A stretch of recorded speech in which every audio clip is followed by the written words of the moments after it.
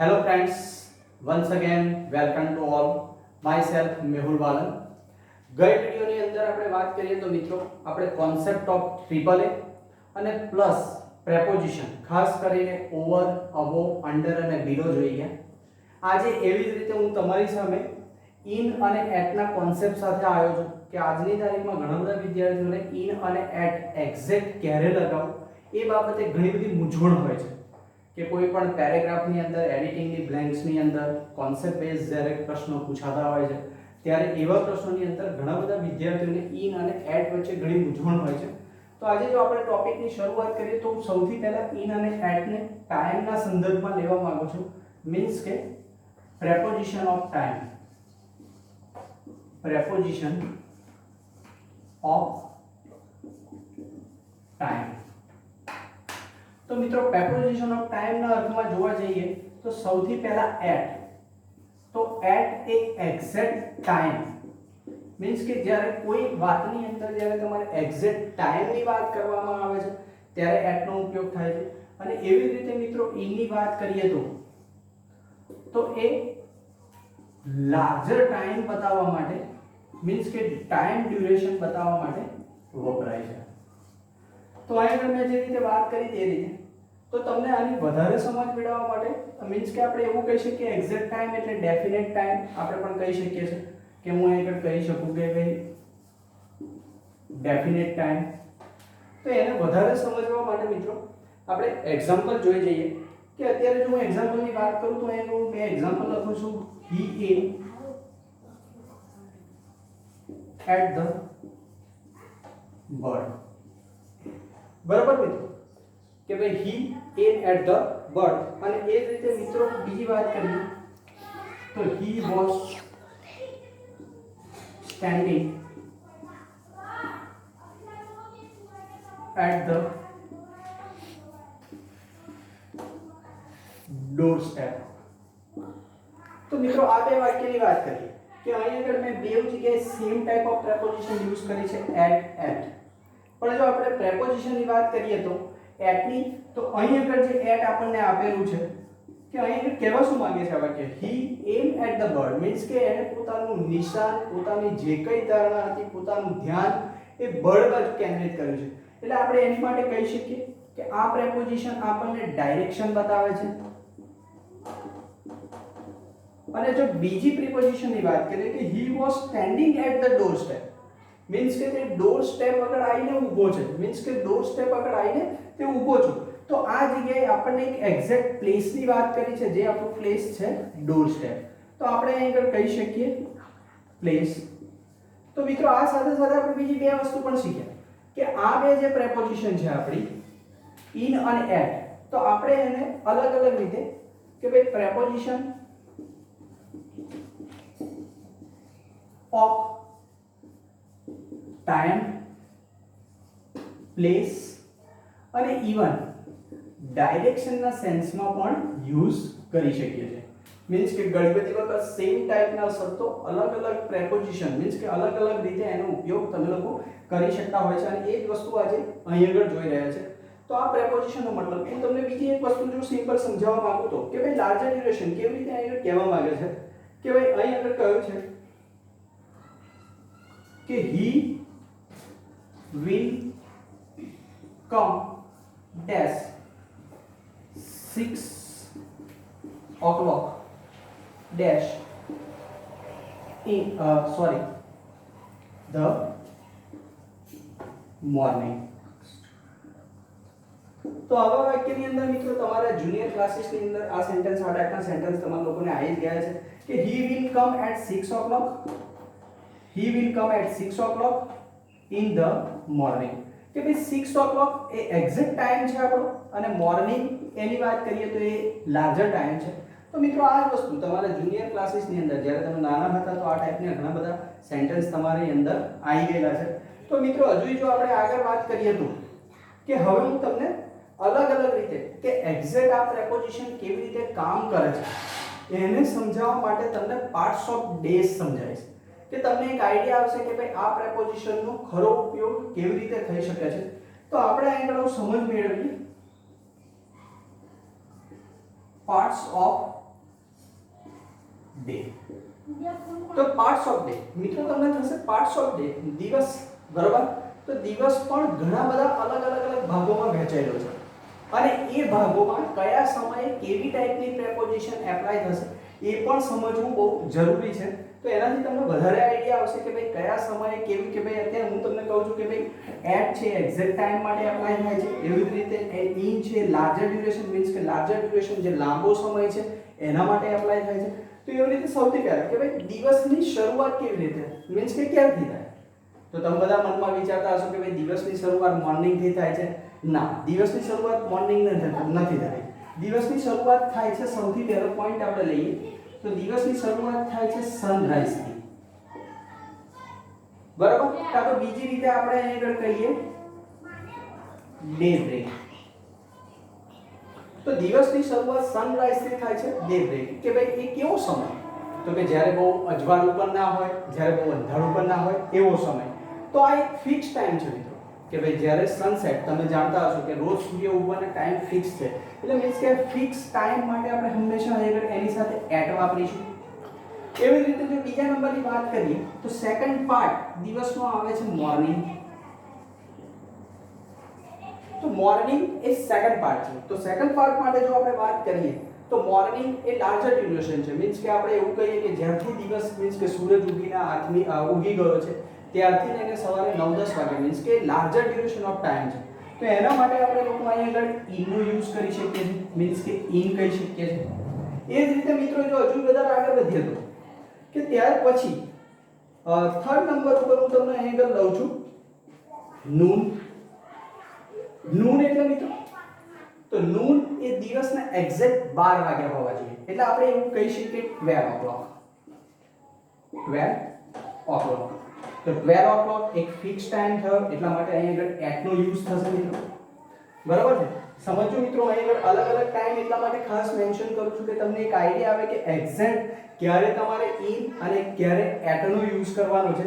એવી જ રીતે આપણે વાત કરીએ ફોર્થ નંબરે આફ્ટરનૂન. તો આફ્ટરનૂન ની વાત કરીએ તો મિત્રો આફ્ટરનૂન લગભગ આપણે એવું કહી શકીએ કે 12 to 4.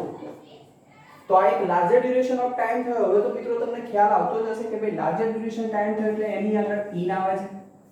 એવી જ રીતે મિત્રો આપણે વાત કરીએ કે ભાઈ આફ્ટરનૂન પછી એક બીજો સમય આવે છે ઇવનિંગ. પાંચમા નંબરે કે આપણે વાત અહીં આગળ કરીશું સોરી મિત્રો, જો વાત કરીએ તો આપણે ઇવનિંગ, બરાબર. તો ઇવનિંગ પણ એક લાર્જર ટાઈમ છે, આપણે એવું કહી શકીએ 4 to 6 o'clock, મીન્સ કે અંધારું ના પડે ત્યાં સુધીનો ટાઈમ. તો એ પણ એક લાર્જર ટાઈમ છે. તો એની માટે અહીં આગળ આપણે ઇન યુઝ કરીશું પ્રેપોઝિશન તરીકે. પછી જો હજુ આગળ વધીએ તો આપણે મિત્રો જો વાત કરીએ કે અલગ ટાઈમની વાત કરીએ છીએ તો અહીં આગળ આપણે 6 નંબરે મૂકી શકીએ કે ભાઈ સનસેટ. સનસેટની આપણે મિત્રો અગર જો વાત કરીએ છીએ તો સનસેટનો સમય, તો સનસેટનો સમય એ ફિક્સ ટાઈમ છે કે ભાઈ જેવી રીતે મેં તમને કહ્યું જ્યારે સૂર્ય ઉગવાનો ટાઈમ ફિક્સ હોય છે એવી રીતે સૂર્યને આથમવાનો ટાઈમ પણ કેવો હોય છે, ફિક્સ હોય છે. તો અહીં આગળ મિત્રો સૂર્ય આથમવાનો ટાઈમ ફિક્સ હોય છે એટલા માટે અહીં આગળ આપણે એટ નો યુઝ કરીશું. અને ત્યાર પછી મિત્રો હવે સૌથી મોટો પ્રશ્ન આવે છે અને ત્યાર પછી એપ્લાય થાય છે નંબર 7 આપણે વાત કરીએ તો નાઇટ. તો નાઇટ માટે મિત્રો આજની તારીખમાં ઘણી બધી કન્ફ્યુઝન છે કે નાઇટ શબ્દમાં તમે બંને પ્રેપોઝિશનનો યુઝ કરી શકો છો, મીન્સ કે એટ અને પ્લસ ઇન. કે નાઇટ શબ્દ માટે તમે એટ અને ઇન બંને પ્રેપોઝિશનનો ઉપયોગ કરી શકો છો. તો એ બંને પ્રેપોઝિશનનો ઉપયોગ કરવા માટે સૌથી પહેલા સમજો કે એટ જ્યારે જનરલ નાઇટની વાત કરવામાં આવે છે કે જે રોજની નાઇટ, એવરી ડેની નાઇટ વાત કરવામાં આવતી હોય ત્યારે આપણે મોટે ભાગે એટનો ઉપયોગ કરીએ છીએ. અને જ્યારે કોઈ પર્ટિક્યુલર નાઇટની વાત કરવામાં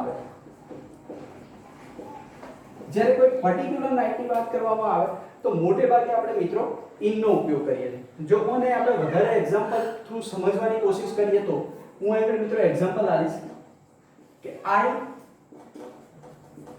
સ્લીપ લેટ એટ નાઇટ. કે હું રાતે મોડા સૂઈ જાઉં છું, મીન્સ કે આ દરરોજ નહીં, બરાબર કે ભાઈ હું રોજ મોડા સુવાથી ટેવાયેલી છું કે રોજ હું મોડા સુવા જાઉં છું, તો આ વસ્તુ અહીં આગળ એટ એપ્લાય થાય છે. કેમ? કારણ કે અહીં આગળ જે નાઇટની વાત કરવામાં આવી છે કેવી નાઇટ છે, તો કે ભાઈ એવરીડે થતી ક્રિયા છે. બરાબર. એ જ રીતે હજુ મિત્રો જો આપણે વાત કરીએ તો કે ભાઈ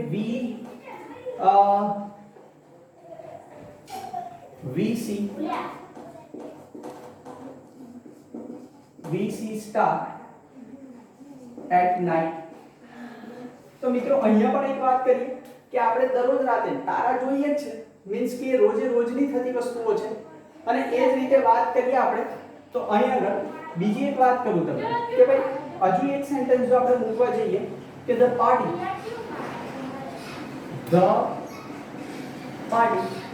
ઇઝ ઇન નાઇટ. કે ભાઈ પાર્ટી મીન્સ કે આ પાર્ટીની વાત થાય છે ત્યારે આ પર્ટિક્યુલર નાઇટની અંદર પાર્ટી હોય છે, એટલા માટે અહીં આગળ ઇન એપ્લાય થાય છે. તો મિત્રો આ ખાસ ધ્યાન રાખજો કે ભાઈ એ નાઇટની અંદર એટ અને ઇન બંનેનો ઉપયોગ આપણે કરી શકીએ છીએ, પણ જ્યારે જનરલ નાઇટની વાત કે દરરોજે દરરોજ કે વારે ઘડીએ જે નાઇટ આવતી હોય એની એપ્લિકેશન આવતી હોય ત્યારે તમારે એટ, અને જ્યારે કોઈ પર્ટિક્યુલર મીન્સ કે કોઈ ફિક્સ નાઇટની વાત કરવામાં આવે ત્યારે તમારે ઇનનો ઉપયોગ કરવામાં આવે છે. અને એવી જ રીતે મિત્રો 8મા નંબરે વાત કરીએ તો છેલ્લે મિડનાઇટ. તો મિડનાઇટ મીન્સ કે એક્ઝેક્ટ રાતના 12 વાગ્યા મીન્સ કે 12 o'clock એટ નાઇટ. તો એના માટે મિત્રો તમારે એટનો ઉપયોગ કરવાનો રહે છે. હવે આપણે આગલા સેશનમાં બીજું જોઈશું. ઓકે મિત્રો, તો હવે આગળ વાત કરીએ તો આપણે જે રીતે જોઈએ તો હવે હું વાત કરવા જાઉં છું એટ અને ઇનની જ, પણ preposition of place ના સેન્સમાં. તો હવે જે મિત્રો હું વાત કરવા જઈ રહ્યો છું કે ભાઈ preposition of place ના સેન્સમાં કે ભાઈ આપણે આગળ જોઈ ગયા કે ભાઈ in અને at. તો at ને આપણે સૌથી પહેલા એક્ઝેક્ટ ટાઈમ પીરિયડ માટે યુઝ કર્યું. એવી રીતે in તો કે ભાઈ કોઈ લાર્જર ટાઈમ મીન્સ કે ટાઈમ ડ્યુરેશન છે એની માટે યુઝ કર્યું. તો એવી જ રીતે મિત્રો હવે અહીં વાત કરું તો at નો ઉપયોગ તો કે ભાઈ એક્ઝેક્ટ પ્લેસ અને એ જ રીતે મિત્રો in ની વાત કરીએ તો in ત્યારે એપ્લાય થાય છે કે જ્યારે લાર્જર એરિયાઝ, બરાબર, કાં તો આપણે એવું કહી શકીએ લાર્જર પ્લેસીસ. તો કે આ જ રીતે જેવી રીતે મેં અહીં આગળ કહ્યું કે ભાઈ એક્ઝેક્ટ પ્લેસ કે ટાઈમ એપ્લાય કરી શકાય છે, એવી રીતે અહીં આગળ એક્ઝેક્ટ ડ્યુરેશન ઓફ ટાઈમ કે રીતે એપ્લાય કરી શકાય છે. તો આ બંને રીતો મિત્રો જેવી રીતે પહેલામાં હતું એવી જ રીતે આમાં પણ છે, પણ આપણે જો આને વધારે સારી રીતે સમજવું હોય તો થોડુંક અહીં આગળ કોન્સન્ટ્રેટ કરીએ કે અત્યારે આપણે વાત કરીએ કે હું અહીં આગળ કોઈ બે એક્ઝામ્પલ જનરેટ કરું છું કે અહીં આગળ કહીએ કે the students are sitting in the classroom. કે ભાઈ સ્ટુડન્ટ્સ એક ક્લાસરૂમ ની અંદર બેઠા છે. તો ક્લાસરૂમ એક મોટી જગ્યા છે મીન્સ કે એની અંદર બધા બેઠા છે એટલા માટે અહીં આગળ in, બરાબર. પણ આ સેન્ટેન્સને આપણે આ રીતે કહીએ કે the students are sitting at the corner. બરાબર. તો કોર્નર એ રૂમની અંદર મીન્સ કે કોઈ ખૂણાની વાત કરવામાં આવી છે કે જ્યાં આગળ કોઈ ખૂણો છે ત્યાં આગળ બધા બેઠા છે. તો આપણે આ પણ વસ્તુ કહી શકીએ મીન્સ કે કોર્નર એ એક્ઝેક્ટ પ્લેસ છે એટલા માટે આગળ એટ એપ્લાય થયું. જ્યારે રૂમ એ મોટી જગ્યા છે તો એની માટે આપણે મિત્રો શું એપ્લાય કરેલું છે ઇન. હવે મિત્રો જો આપણે વધારે વાત કરીએ તો અને વધારે સમજવું હોય તો હું આગળ અમુક પ્રકારની બ્લેન્ક્સ મૂકવા માંગુ છું જેથી તમને વધારે સમજ આવશે કે આપણે બ્લેન્ક્સને સમજી અને એને વધારે સારી રીતે એપ્લાય કરી શકીશું. તો હવે બ્લેન્ક્સની વાત કરીએ કે હી લીવ્સ. હું આગળ તમને પહેલી બ્લેન્ક્સ આલું છું. હી લીવ્સ ડેશ ઇન્ડિયા. બરાબર મિત્રો. સેકન્ડ હી લીવ્સ ડેશ પાર્ક સ્ટ્રીટ. એ જ રીતે મિત્રો he lives dash 16 Park Street. ચલો મિત્રો, તો આપણે ઓની એક વધારે વાત કરીએ તો કે ભાઈ he leaves in India. India એક બહુ મોટી કન્ટ્રી છે, એટલા માટે સ્વાભાવિક વસ્તુ છે અહીં આગળ ઈ ને એપ્લાય થશે કે હી લીવ્સ ઇન ઇન્ડિયા. બીજી બ્લેન્ક્સ છે કે ભાઈ he leaves dash and street. Park street means કે પાર્ક સ્ટ્રીટ મીન્સ કે કોઈ સોસાયટી છે કે કોઈ એક મોટો સિટીનો એરિયા છે એની વાત કરવામાં આવી છે. તો આપણા માટે અહીંયા પણ ઈ જ એપ્લાય થશે કે ભાઈ he leaves in park street. અને એ જ રીતે જ્યારે ત્રીજા નંબરની બ્લેન્ક્સની વાત કરીએ કે ભાઈ he leaves dash 16 park street. તો 16 પાર્ક સ્ટ્રીટ એક પર્ટિક્યુલર નેમ છે, મીન્સ કે એક એક્ઝેક્ટ પ્લેસ છે. Exact place. તો એક્ઝેક્ટ પ્લેસ જ્યારે વાત કરવામાં આવે તો અહીં મિત્રો શું લગાવવામાં આવશે? એટ. કે ભાઈ he leaves at 16 park street. તો આ એક્ઝામ્પલ થી તમને ખ્યાલ આવશે કે ભાઈ એક્ચ્યુઅલી ક્યારે ઇન એપ્લાય થાય છે, ક્યારે એટ એપ્લાય થાય છે. એવી રીતે મિત્રો બીજી વાત કરીએ તો આપણે કે ભાઈ ફોર્થ નંબરે he lives dash Delhi dash India. તો આ તો જુનિયર ક્લાસીસ ની અંદર આ ટાઈપની ફિલિંગ ધ બ્લેન્ક્સ તમે જોઈ ગયા છો કે ભાઈ he lives in Delhi, sorry he lives at Delhi in India. તો મિત્રો આ એક સમજ માટે છે કે ભાઈ એક્ઝેક્ટ મેં તમને કહ્યું એમ કે જ્યારે કોઈ એક્ઝેક્ટ પ્લેસ કે ટાઈમ ની વાત કરવામાં આવે ત્યારે તમારે મોટે ભાગે એટ નો યુઝ થાય છે. એવી જ રીતે જ્યારે લાર્જર એરિયા કે લાર્જર પ્લેસ કે લાર્જર ડ્યુરેશન ઓફ ટાઈમ ની વાત કરવામાં આવે તો મિત્રો તમારે ઈ યુઝ થાય છે. એવી જ રીતે મિત્રો વાત કરીએ તો કે ભાઈ હું અહીં પાંચમા નંબરે મૂકું છું કે ધ પોસ્ટમેન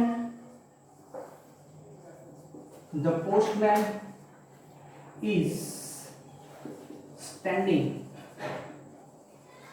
dash doorsteps. બરાબર કે ભાઈ પોસ્ટમેન એ ડોર સ્ટેપ્સ ઉપર ઉભેલો છે. તો અહીં આગળ એક ડોર સ્ટેપ એક ફિક્સ વસ્તુ છે, મીન્સ કે એક ફિક્સ પ્લેસ છે, એટલે માટે મિત્રો અહીં આગળ શું એપ્લાય થશે? એટ એપ્લાય થશે. તો અહીં આગળ આ વસ્તુની સમજ બહુ જરૂરી છે. એવી રીતે મિત્રો હું અહીં આગળ બીજી એક વાત કરું એક્ઝામ્પલ માટે કે ધ ગેસ્ટ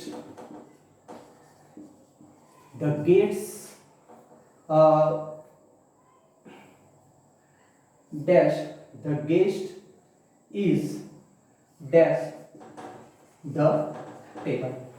તો અહીં આગળ મોટે ભાગે મિત્રો જ્યારે ટેબલની વાત કરવામાં આવે છે, સોરી મિત્રો the guest are dash the table. પણ જ્યારે ટેબલની વાત કરવામાં આવે છે મિત્રો ત્યારે મોટે ભાગે તમારા મનમાં એક જ પ્રેપોઝિશન આવે છે on, મીન્સ કે on મૂકી દો. પણ આવું સ્વાભાવિક વસ્તુ છે, જો તમે આ પ્રેપોઝિશન યુઝ કરશો કે the guest are on the table તો શું થશે એનો મતલબ કે ગેસ્ટ ટેબલ ઉપર બેઠા છે. મીન્સ કે જ્યારે કોઈ હોટલની અંદર જાઓ છો, ગમે તે જાઓ છો કે તમે પોતાનું કોઈ ટેબલ બુકિંગ કરાવો છો તો શું તમે કોઈને ઈશારો કરશો કે કોઈને કહેશો તો guest are on the table? તો શું ગેસ્ટ ટેબલની ઉપર બેઠા છે? ના મિત્રો, તમારે એવું કહેવું છે કે ભાઈ ગેસ્ટ એ ટેબલ પાસે કે ટેબલ આગળ, મીન્સ કે જે એક્ઝેક્ટ જગ્યા છે એમને બેસવાની ત્યાં છે. તો એના માટે તમારે મિત્રો એટ જ એપ્લાય કરવું પડે કે the guest are at the table, કે ભાઈ ગેસ્ટ એ ટેબલ આગળ છે. તો તમારે આ વસ્તુ સમજવું બહુ જરૂરી છે. એવી રીતે મિત્રો જો આપણે બીજા એક્ઝામ્પલની વાત કરીએ કે he was in the school, બરાબર, he was in school.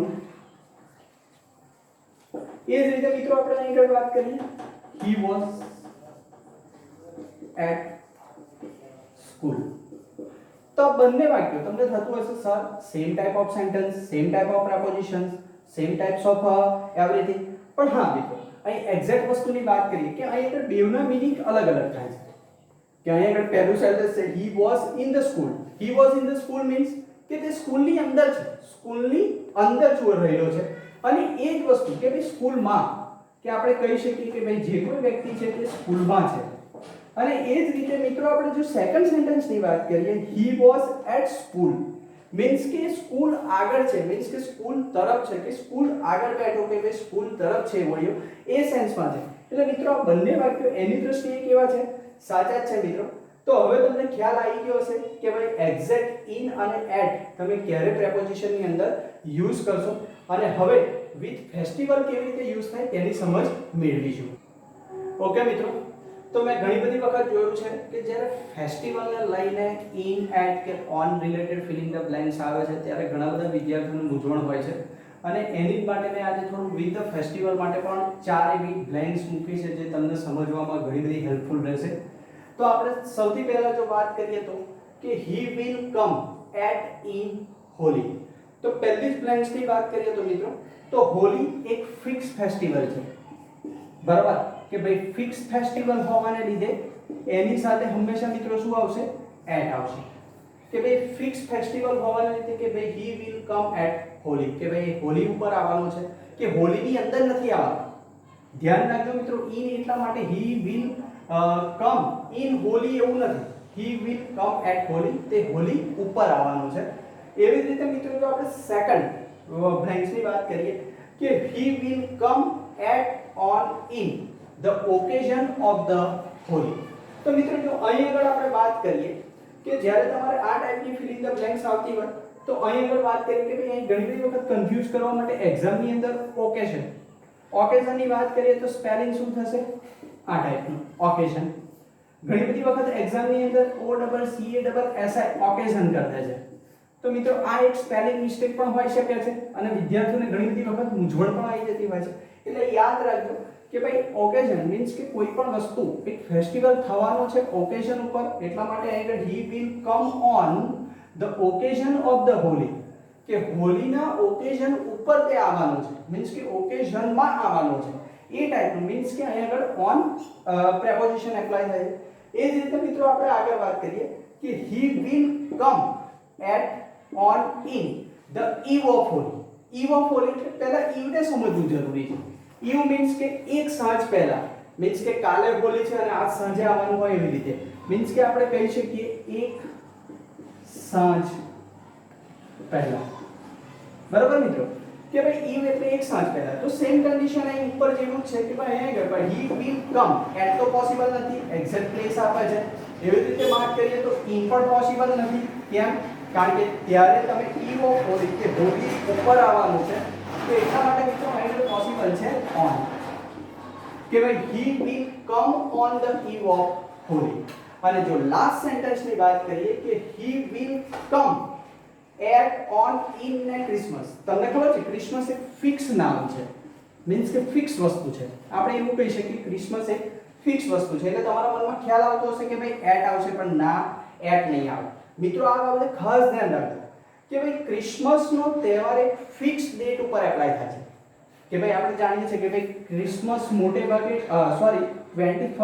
25th ડિસેમ્બરે એપ્લાય થાય છે, બરાબર. એવી રીતે આપણે કહી શકીએ 2 ઓક્ટોબર, એવી રીતે કહી શકીએ 26 જાન્યુઆરી, એવી રીતે કહી શકીએ છે 15 ઓગસ્ટ. તો પછી મિત્રો આ બધા તહેવારો એક ફિક્સ ડેટ ઉપર એપ્લાય થતા કે જ્યારે કોઈ પણ તહેવાર મીન્સ કે જ્યારે કોઈ પણ ફેસ્ટિવલ કોઈ ફિક્સ ડેટ ઉપર કે જેની ડેટ દરેક વર્ષે ફિક્સ હોય, તો એવા તહેવારો માટે હંમેશા મિત્રો ઓન જ એપ્લાય થાય કે ભાઈ he will come on Christmas, તે ક્રિસમસ ઉપર આવવાનું છે. તો મિત્રો તમને આ વિડિયોથી ઇન ધ સેન્સ કે આપણે જે પ્રેપોઝિશન ભણી ગયા ઇન અને એટ, એનો એક્ઝેક્ટ ખ્યાલ આવી ગયો હશે કે ક્યારે તમારે ઇન વાપરવું અને ક્યારે તમારે એટ વાપરવું. તો મિત્રો આગળ જતા ખાસ ધ્યાન રાખજો કે ક્યારે ઇન અને એટ વાપરવું. Thank you.